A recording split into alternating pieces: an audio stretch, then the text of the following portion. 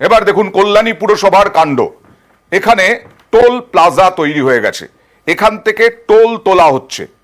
রাস্তা কিন্তু পূর্ত দফতরের, এবং ড্রাইভাররা যারা চালক, যারা নিত্যদিন যাতায়াত করছেন, লরি গাড়ি, তারা অভিযোগ করছেন একেবারে নাকি বল প্রয়োগ করে টোল তোলা হচ্ছে, মিজাজ দেখিয়ে টোল তোলা হচ্ছে।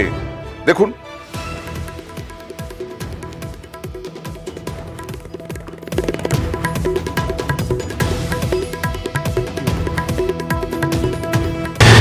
হ্যাঁ, পৌরসভার। কেন?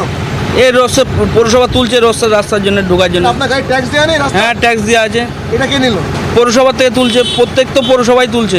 ক টাকা নিল? 160 টাকা নিল। কেন নিল? কেন জিজ্ঞাসা করলেন? কেন নিল? এটা তো আগ্রহে তুলছে, এখন জিজ্ঞেস করার কি আছে, তো দিতেই হবে জোর জবরদস্তি। এগুলো প্রত্যেকটা পৌরসভায় এখন টোল তুলছে। এটা তো পিডব্লিউডি রাস্তা। হ্যাঁ, পিটার রাস্তা হলেও আমরা ট্যাক্স দিচ্ছি প্রতি মাসে, তাও টোল দিতে হয় আমাদের। প্রতি মাসে ট্যাক্স দিতে হয়, তাও টোল দিতে হচ্ছে। কথা বলবো প্রতিনিধি রঞ্জিতের সঙ্গে। রঞ্জিত, কেন এরকম সমস্যাটা? কেন পূর্ত দফতরের রাস্তা পুরসভা তুলছে টাকা, এখানে আইনগত কোনো সমস্যা আছে?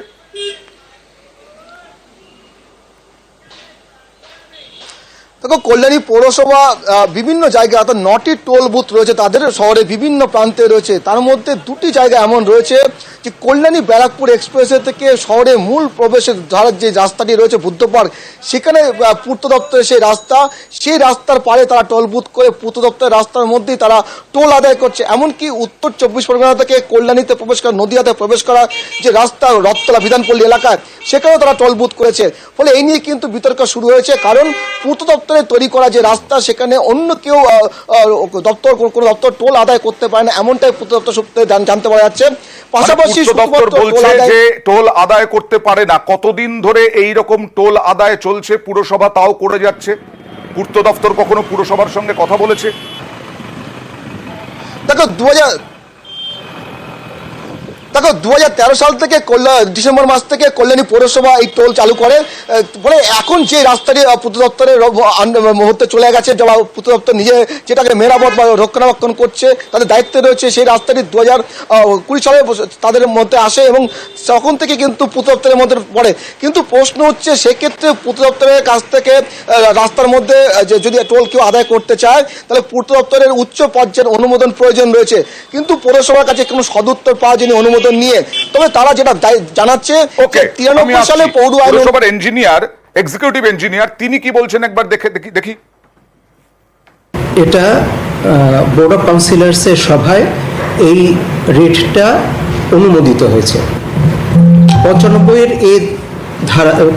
এর ধারা ওয়েস্ট বেঙ্গল মিউনিসিপ্যাল অ্যাক্ট 1993, তাতে বলা আছে যে বোর্ড অফ কাউন্সিলর্স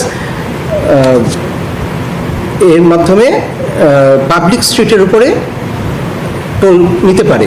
ঈশ্বরগুপ্ত সেতুতে যেটা দিচ্ছে, সেটা তো ঈশ্বরগুপ্ত সেতুর জন্যে, সেটা কল্যাণী পৌরসভার মধ্যে না, পৌরসভার ওটার নিয়ে ভাবিতও নয়। কিন্তু যখন কল্যাণী পৌরসভার অন্তর্গত একটা রাস্তার মধ্যে ঢুকবে, তখন তাকে টোল দিতে হচ্ছে। আচ্ছা, এক্সিকিউটিভ ইঞ্জিনিয়ার বলছেন যে অনুমোদন নিয়েই তবেই টোল ট্যাক্স নেওয়া হচ্ছে। আর চেয়ারম্যান কি বলছেন পুরসভার, দেখি। আইন থেকে বলা আছে পিডব্লিউডি করে নিলে বুঝবে আমাদের নেওয়ার জায়গা থেকে। না, পিডব্লিউডি কে অনুমতি নেওয়ার ব্যাপার নেই তো, ওখানে তো ছিলই। আচ্ছা, সুতরাং না থাকার ব্যাপারটা তো নেই। আচ্ছা, চেয়ারম্যান তো বলছেন রঞ্জিত যে কোনো অনুমোদন নেওয়ার ব্যাপারই নেই, পুরসভা নিজে থেকেই নিতে পারে। তাহলে পূর্ত দপ্তর কি বলছে?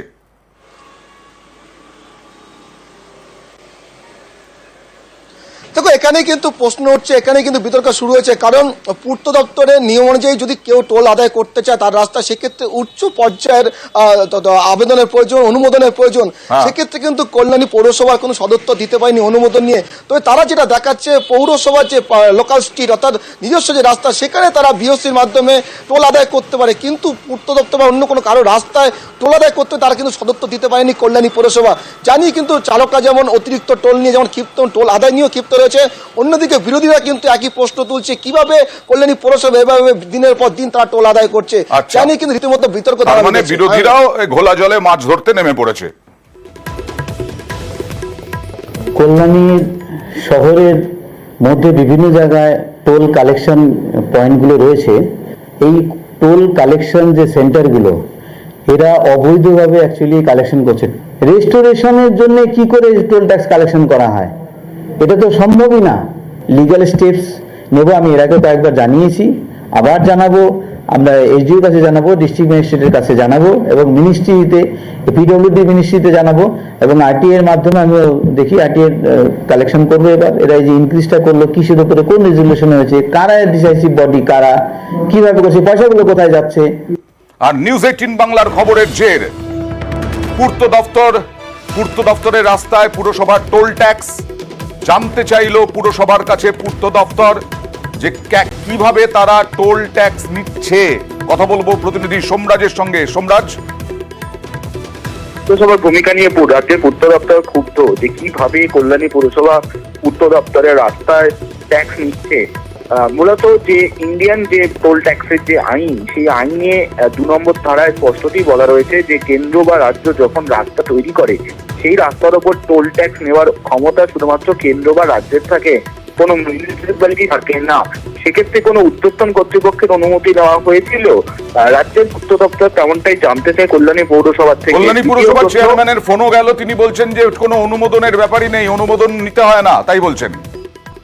না দেখো, যে আইন রয়েছে, ইন্ডিয়ান টোল ট্যাক্সের যে আইন রয়েছে তার 2 নম্বর ধারায় স্পষ্ট উল্লেখ করা আছে যে কেন্দ্র বা রাজ্যের তৈরি করা রাস্তায় টোল আদায় করতে পারে কেন্দ্র ও রাজ্য, কিন্তু এক্ষেত্রে কোনো মিউনিসিপ্যালিটি টোল আদায় করতে পারে না। সেক্ষেত্রে পূর্ত দপ্তরের আধিকারিকদের বক্তব্য গোটা বিষয়টাই বেআইনি।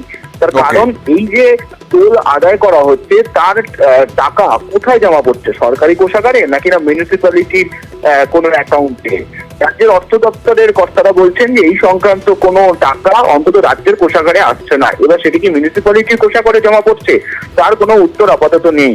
ফলত গোটা বিষয়টি নিয়ে রাজ্যের পূর্ত দপ্তর জানতে চায় কল্যাণী পৌরসভা থেকে যে কারা কিভাবে অনুমতি নিয়েছে এই টোল আদায়ের জন্য। যে রাস্তাটি ব্যবহার করে টোল আদায় করা হচ্ছে সেই রাস্তাটি রাজ্যের পূর্ত দপ্তরের অধীনে থাকা রাস্তা এবং রাজ্যের পূর্ত দপ্তরই রক্ষণাবেক্ষণ করে সেই রাস্তা। দেখা যাক কি হয় ভবিষ্যতে, পূর্ত দপ্তর বন্ধ করতে পারে কিনা এই টোল ট্যাক্স আদায়। এবার তুফানগঞ্জের খবরে চলে যাব। বিজেপি উপপ্রধানকেই অপহরণ, বিজেপির বিরুদ্ধেই অভিযোগ। লিপিকা রায়বর্মন বিজেপি উপপ্রধান, বারকোদালি 2 পঞ্চায়েত, তাকেই নাকি অপহরণ করা হয়েছে। কথা বলবো প্রতিনিধি শুভঙ্করের সঙ্গে। শুভঙ্কর, কি ঘটনা ঘটেছে, কেন উপপ্রধানকে অপহরণের অভিযোগ উঠছে? হ্যাঁ অয়েন্দা, দেখো তুফানগঞ্জ 2 ব্লকের বারকোদালি 2 গ্রাম পঞ্চায়েত, এই গ্রাম পঞ্চায়েতে যিনি প্রধান বাবলু বর্মন, তিনি দিন কয়েক আগে বিজেপির উপপ্রধান এবং এই গ্রাম পঞ্চায়েতটি বিজেপির দখলে রয়েছে। দিন কয়েক আগে তিনি তৃণমূলে যোগ দিয়েছেন। এর ফলে ওই গ্রাম পঞ্চায়েতে সমীকরণ দাঁড়িয়েছে তৃণমূলের পঞ্চায়েত সদস্য সংখ্যা 8 এবং বিজেপির পঞ্চায়েত সদস্য সংখ্যা 8, অর্থাৎ তাই রয়েছে সেখানে। এরপরই দেখা গেল যে গত 29শে জুন বিজেপির যিনি উপপ্রধান লিপিকা রায়বর্মন, তাকে অপহরণ করা হয়। তার বাড়ি থেকে ডেকে নিয়ে গিয়ে তাকে অপহরণ করে বলে তার স্বামী বক্সিরহাট থানায় অভিযোগ দায়ের করেছেন বিজেপি নেতাদের নামে। তার স্বামীর অভিযোগ, বিজেপির মন্ডল সভাপতির নেতৃত্বে তার স্ত্রীকে অপহরণ করা হয়েছে, গত 3 দিন ধরে পাচ্ছেন না। এরপরই তিনি বক্সিরহাট থানায় অভিযোগ দায়ের করেছেন। এই ঘটনায় শোরগোল পড়ে গিয়েছে বক্সিরহাট জুড়ে, যদিও অপহরণের অভিযোগ অস্বীকার করেছে বিজেপি নেতৃত্ব।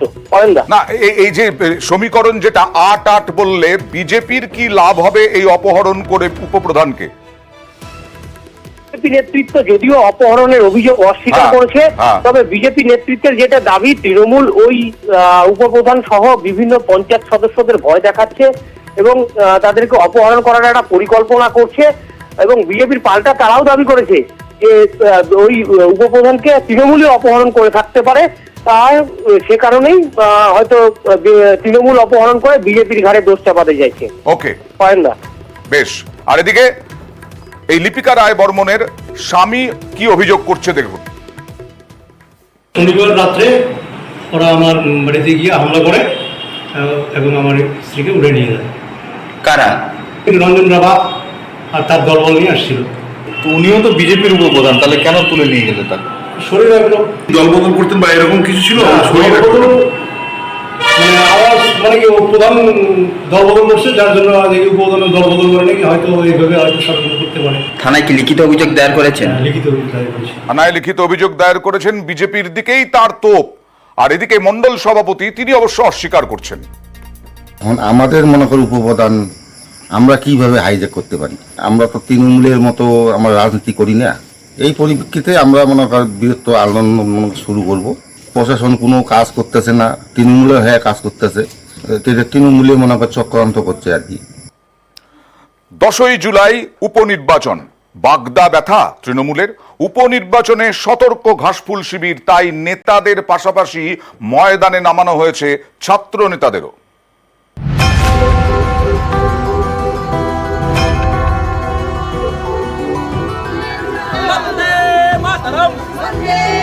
দশই জুলাই রাজ্যের 4টি বিধানসভা আসনে উপনির্বাচন।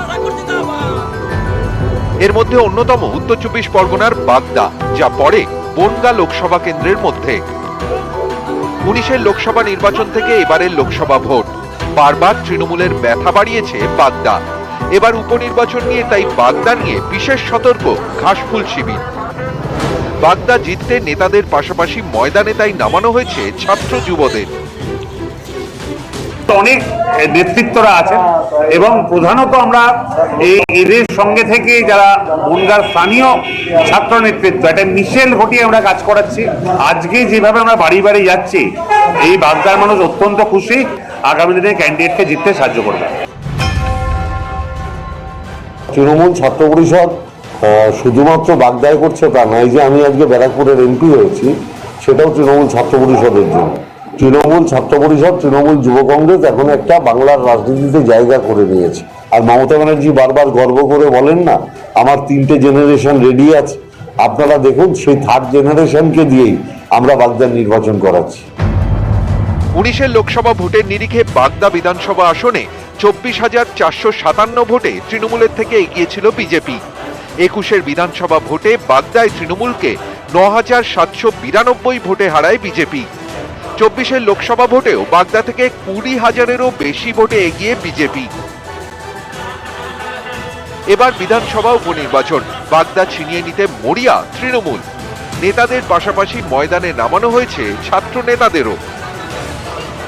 বাগদায় অনেকটা ঘাটতি ছিল তৃণমূল কংগ্রেসের, কিন্তু আমরা সবাই মিলেমিশে হয়তো বাগদা উপনির্বাচন, হয়তো নয় তো দৃঢ় আশাবাদী যে এবার আমরা বাগদা উপনির্বাচন মমতা বন্দ্যোপাধ্যায়কে উপহার দিতে পারবো।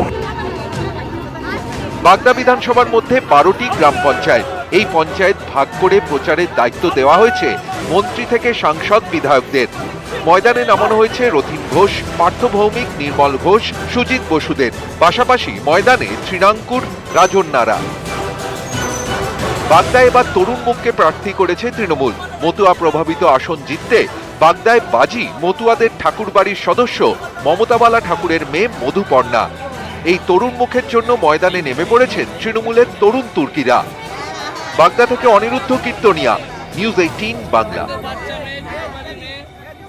টাকা চাইতে গিয়ে মার খেতে হলো 100 দিনের শ্রমিককে। কেন? দেখতে গেলে থাকতে হবে।